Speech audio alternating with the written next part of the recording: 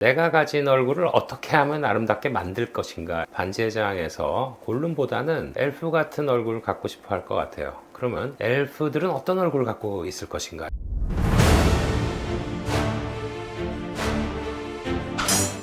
안녕하십니까, PNC 피부과 원장 김상동입니다. 저번 시간에는 우리가 왜 아름다워지고 싶어 하나에 대한 메커니즘에 대해 얘기를 드렸습니다. 오늘은 내가 가진 얼굴을 어떻게 하면 아름답게 만들 것인가에 대한 얘기를 드리겠습니다.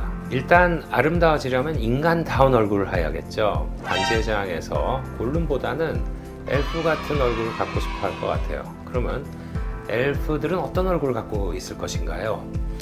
얼굴은 크게 외안면과 눈, 코, 입이 있는 내안면 두 개로 나누게 됩니다. 그리고 우리가 사람의 얼굴을 인식할 때는 원근법적인 방법으로 2차원적인 평면을 3차원적으로 분석을 하게 되죠. 그래가지고 이 얼굴에 볼륨감이 있나, 떡대대한가, 그런 것들을 우리가 3차원적으로 인식을 하게 됩니다. 그래서 우리가 볼륨감이 있다 없다 환자를 파악하고 어느 볼륨을 줄이든지 해서 또는 어느 볼륨을 늘리든지 해서 얼굴에 원근법적 입체감을 갖게 할 것인가, 이게 참 중요한 포인트가 되죠.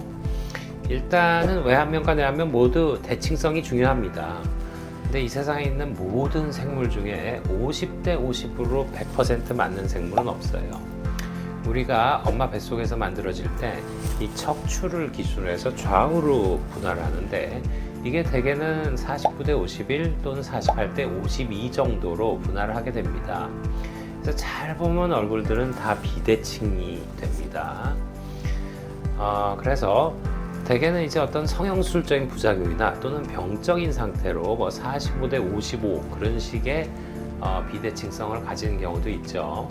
물론 결혼한 경우 우리 병원에서 뭐 48대 52 정도로까지는 교정을 할 수 있습니다. 부족한 부분은 필러로 교정을 해서 보충을 하든지 또는 지방을 그 자리에서 녹이는 시술을 통해서 좌우 대칭을 맞춰서 대칭성이 좋게 보이게 하죠. 이런 경우는 대개 팔자주름 위쪽이나 또는 중안면 쪽에서 시행을 하게 됩니다. 일단 얼굴의 내안면과 외안면이 어느 정도 해결되면 얼굴의 이목구비를 보게 되죠. 따라서 내안면 쪽을 분석해 들어갑니다.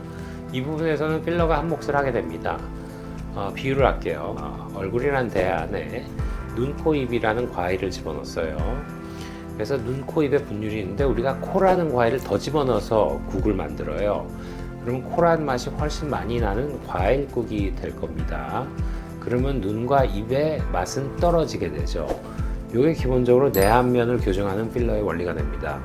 코는 세로축이죠. 그래서 코를 강조하면 입이 큰 게 줄어들고 그리고 눈의 결점이 가려지게 됩니다.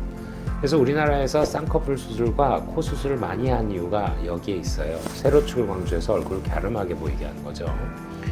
반면에 서양인들은 얼굴이 기따랗기 때문에 가로축에 있는 입에 대한 볼륨 증강술을 많이 하게 됩니다. 그래서 우리나라에서 필러 시술이 유행하는 거와 서양을 보면 완전히 틀립니다. 우리나라에서 어떻게든 광도를 축소시키기 위해서 중안면 보강 같은 걸 해서 광대를 올리는 작업을 한다면 서양은 거꾸로 광대 자체를 늘려요. 그리고 우리나라에서는 사각턱 수술이 많이 보톡스로 된다면 서양은 사각턱을 냅두고 살아요. 쉽게 얘기하면 서양인은 가로축 강조, 동양인은 세로축 강조가 됩니다. 따라서 고3 끝나고 성형수술 제일 많이 한 것들이 코수술 또는 세로축을 올리는 쌍꺼풀 수술이 되겠죠. 반면에 우리가 대표적인 서양미인 안젤리나 졸리 보면 입이 가로축이 무지 크면서 사각턱도 발달했습니다. 서양 미인들을 한번 잘 보면 그런 형태의 미인들이 많아요. 따라서 우리가 어떤 보톡스나 필러 시술, 코필러 같은 거 하러 가죠. 또는 보톡스 사각턱 맞으러 갈 때 공장형 병원, 클리닉에 가서 시술하면 그냥 있는 그대로 하기 때문에 얼굴의 전체적인 프로파일링을 못 보고 원치 않는 결과를 낼 수도 있다 하는 말씀을 드릴 수 있습니다. 따라서 경험 많은 피부과 전문의에게 가서 진료를 받고 정확한 프로파일링을 받는 것이 참 중요할 것 같습니다. 이상의 강연은 제가 대한피부과 의사회에서 발췌한 강연 내용을 복기를 해본 것입니다. 내용이 좋다면 많은 구독과 좋아요 부탁드리며 다음에는 프로파일링의 실제 사례에 대해서 제가 언급해 보겠습니다. 좋은 하루 되시기 바랍니다.